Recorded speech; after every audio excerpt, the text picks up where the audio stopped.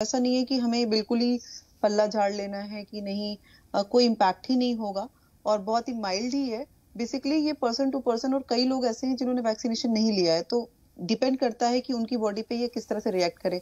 जब भी कोई नया वायरस आता है या कोई नई महामारी आती है, तो रिसर्चर्स को, जितने भी साइंटिस्ट हैं, जितने भी इनोवेटर्स हैं, उन्हें टाइम लगता है उस चीज के बारे में पता करने में। हम उस पर स्टडी करते हैं, उसके बारे में जानते हैं, उस वायरस की बिहेवियर को, उस वायरस के नेचर को समझने की कोशिश करते हैं। कई बार आपने कुछ केसेस ऐसे देखे थे कि लास्ट अभी 3 महीने पहले जब कोविड का ये वायरस था जिसने अटैक किया लोगों की बॉडी पे, जो म्यूटेंट बहुत इनिशियल स्टेज में लास्ट ईयर की तरह लोगों ने उसे लाइट लिया। लेकिन सबसे पहली चीज ये थी कि कई लोगों को ये पता ही नहीं था कि उनके लंग्स किस हद तक डैमेज हो चुके हैं।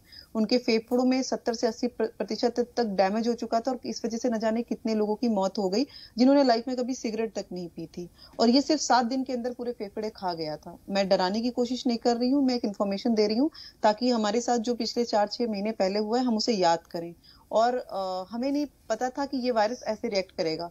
तो मेरे सामने ऐसे 10-15 केसेस हैं जिसमें कि पेशेंट आता है और उसको वीकनेस है या खांसी है, फिर उसका जब स्कैन होता है तो पता चलता है कि इसके लंग्स में 50% कोविड वायरस ने अटैक कर दिया है, और वो पूरी तरह से लंग्स पे काफी इम्पैक्ट आ चुका है। अब सबसे बड़ी प्रॉब्लम ये कि उनका कोविड टेस्ट भी निगेटिव था।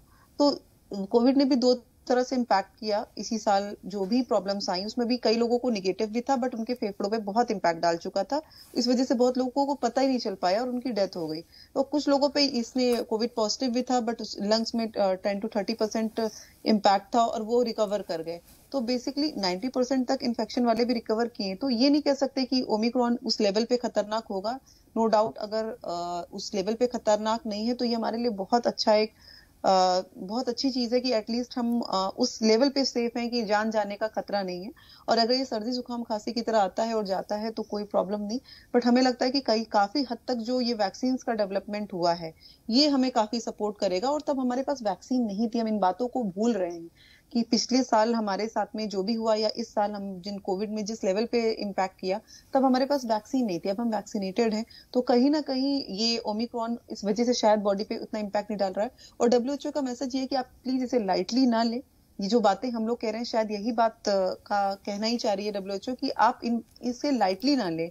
आप ये ना सोचे कि आप शादियों में जा रहे हैं और हम भीड़ भाड़ में रहेंगे और ये तो ऐसे ही है, आया है वायरस चला जाएगा। लेकिन अगर आपको अपनी साइड से एहतियात बरतना है तो वो बेसिक नीड है, और उस नीड को आपको पूरा करना है, कोविड एप्रोप्रिएट बिहेवियर ही करना है।